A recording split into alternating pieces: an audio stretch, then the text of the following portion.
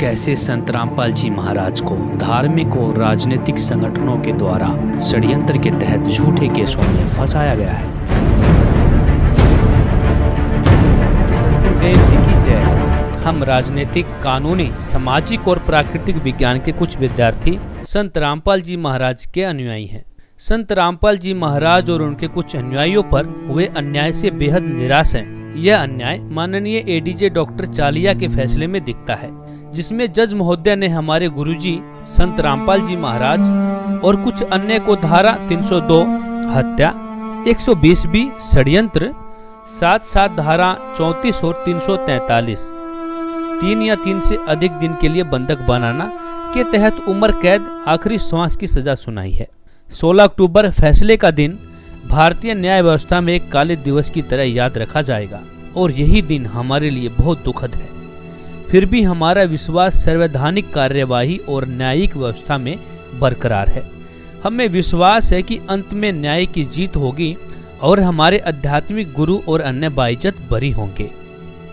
फैसले की बात। ऑन द जजमेंट, अभियोजन पक्ष प्रोसिक्यूशन की तरफ से आरोपों को साबित करने के लिए कोई पर्याप्त सबूत नहीं दिए गए, जिससे अभियोजन के दावों और सच्चाई पर संदेह पैदा होता है। किसी भी मृत के शरीर पर कोई भी बाहरी चोट का निशान नहीं था और पोस्टमार्टम रिपोर्ट के अनुसार मृत्यु दम घुटने के कारण हुई है। एक आरटीआई के अनुसार पुलिस द्वारा घटनास्थल पर 59 आंसू गैस के गोले और 28 मिर्ची बम प्रयोग किए गए। ये सब दम घुटने के कारण हो सकते हैं।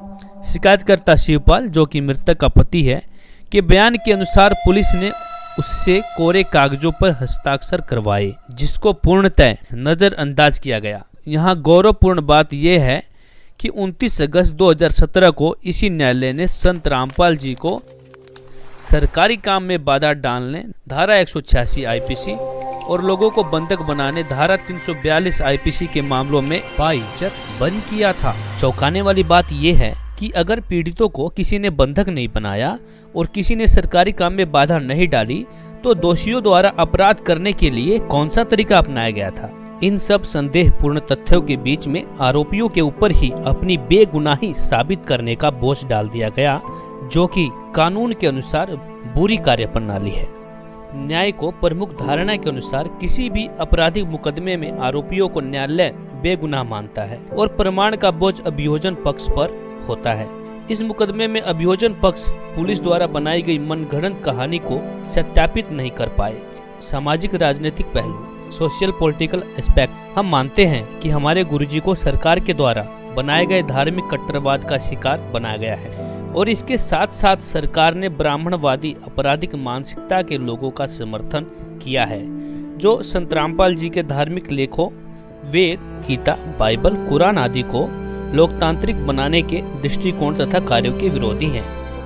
ऐतिहासिक दृष्टि से इन लेखों का विवरण और विवेचन करने का अधिकार कुछ ही लोगों के पास ही था और इन लोगों ने एक बहुत बड़े जनसमूह को, मुख्यतः दलित और महिलाओं को, हजारों वर्षों तक इन ग्रंथों को पढ़ने और समझने के अधिकार से वंचित रखा। संत जी अपने धार्मिक विश्लेषण को समझाने के लिए सभी धर्मों और विचार धाराओं के धार्मिक ग्रंथों को प्रयोग करते हैं। इन सबसे प्रभावित होकर अलग अलग मूल और विचारधाराओं के लोग संत जी के अनुयायी बनते हैं। संत जी इन धार्मिक लेखों को प्रोजेक्टर स्क्रीन पर पढ़ते तथा व्याख्या करते हैं तथा इन व्याख्यानों का समस्त भारतीय उपमहाद्वीप में प्रसारण किया जाता है। इस प्रक्रिया के द्वारा किए गए धार्मिक उपदेश मानवीय आत्मिक मंथन से मेल खाते हैं, जो कि सदियों से चली आ रही परंपराओं जैसे धार्मिक भावनाओं का आदर करना और धर्म गुरुओं की सोच पर प्रसन्न न लगना से विपरीत है।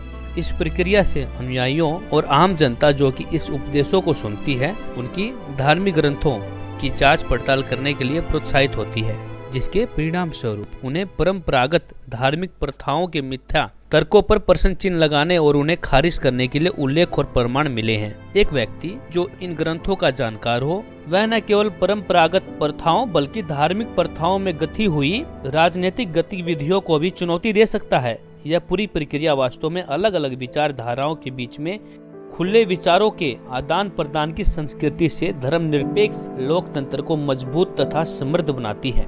संत जी द्वारा दिया गया ज्ञान तथा आध्यात्मिक जीवन के हर क्षेत्र से सभी जातीय मूल के और दोनों लिंग भेद के आम लोगों को सुदृढ़ बनाती है और इस प्रकार से यह ज्ञान पुरानी धार्मिक प्रथाओं, धर्म पर आधारित राजनीति और इन्हीं पर आधारित तानाशाही शासन की यथास्थिति के लिए एक संभावित खतरा है। इसके अलावा हमारे गुरुजी का ज्ञान 15वीं शताब्दी के क्रांतिकारी कवि संत कबीर साहिब के ज्ञान पर आधारित है। संत कबीर साहिब स्वयं एक धार्मिक मार्गदर्शक थे तथा ऐतिहासिक भक्ति युग में अग्रणी सूरत थे। उनका धार्मिक ज्ञान ब्रह्मवादी विचारधाराओं से मेल नहीं खाता था। ऐसा ही वर्तमान समाज में कायम है।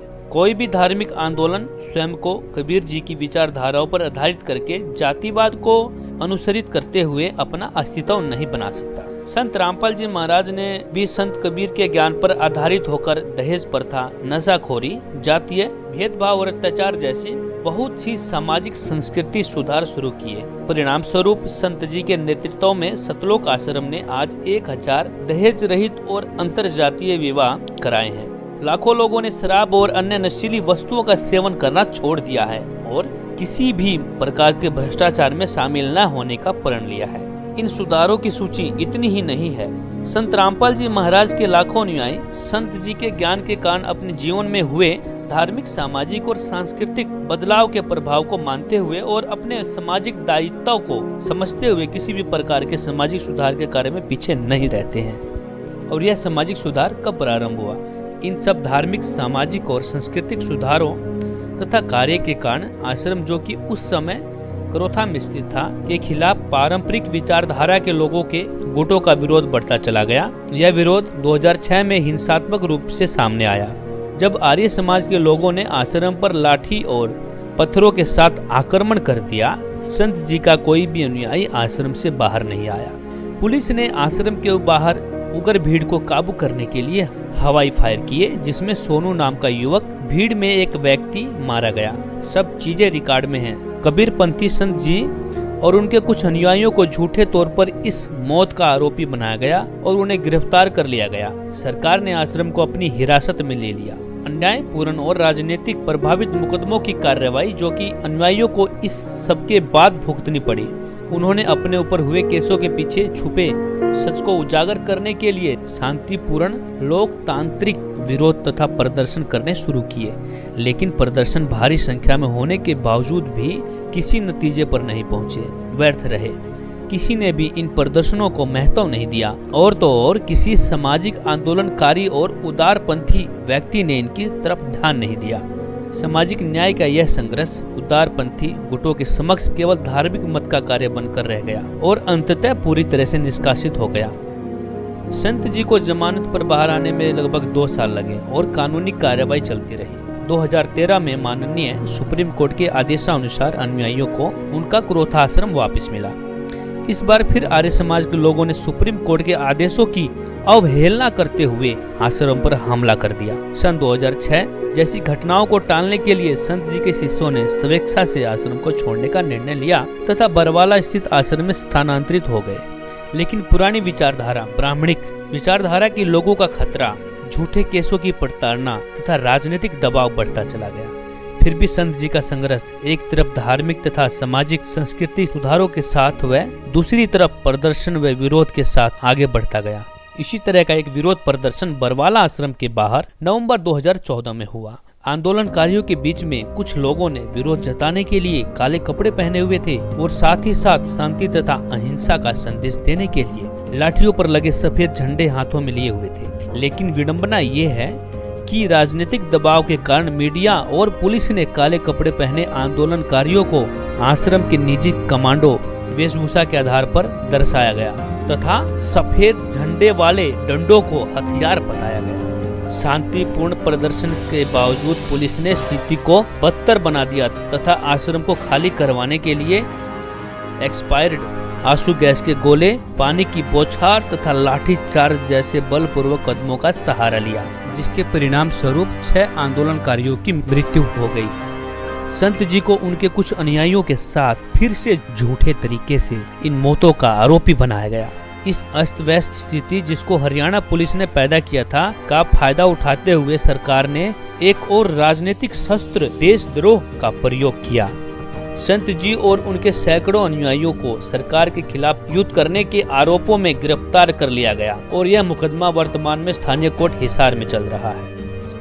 सामाजिक राजनीतिक विश्लेषकों के लिए अनुयायियों के साथ हो रहे अन्याय, मानसिक तथा शारीरिक अत्याचारों के पीछे बहुत सारे राजनीतिक कारण हैं, परंतु इस लेख की सीमा हमें हर पहलू पर प्रकाश डालने की अनुमति नहीं देती है। हमें विश्वास है कि हर केस की निष्पक्ष जांच तथा संत जी के ज्ञान का सामाजिक तथा सांस्कृतिक परिणाम निश्चित ही एक सामाजिक ज्ञानी को प्रेरित करेगा कि हमारे साथ जो कुछ भी हो रहा है वह राजनीतिक पूर्ण है। इसी प्रकार संत रामपाल जी, जो स्वयं किसी तरह से राजनीतिक नहीं है, उन्हें भी एक राजनीतिक कैदी माना जाएगा। सतलोक आश्रम की गतिविधियां संपूर्ण रूप से धार्मिक तथा राजनीति पूर्ण है। फिर भी इतिहास गवाह है कि कोई भी धार्मिक आंदोलन स्वयं को एक प्रतिफल राजनीतिक तथा सामाजिक सुधार, सोशल पॉलिटिकल रिफॉर्म से अलग नहीं कर सकता।